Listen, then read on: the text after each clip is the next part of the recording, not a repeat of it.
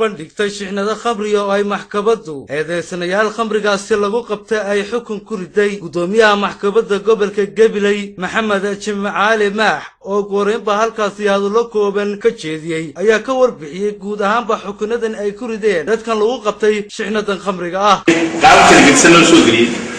kaasi oo ku ah dhibaato bulshada kuna dhalinaya aafo iyo fasahaad badan marka ciidanka booliiska hawlgallada sameeyay bisiya horta aad foobaad iyo ilaahay ku nafsiyay inay arkaan marka dadweynaha waxaa lagu aan ku dhiirigelinayaa in ay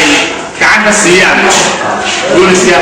garsoore Cabdiraxmaan Maxamuud Afi oo kamid ah garsoorayaasha maxkamadda gobolka Gabiley ayaa isaguna sidoo kale uga digay dadka ka ganacsada khamriga inay ka taxadiraan iman asayeeshe waxaan garanay inaan anigu garsoorahaan aanu khamrigan oo ay maxkamaddu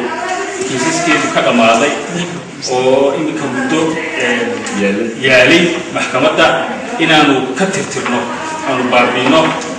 kuna soo badhna halkani faldambiyadii lagu galay iyo exhibit khamriga laftiisiina iyo qaabka loo qabtay oo ay ka mid yihiin karaatoonka halka taala markasta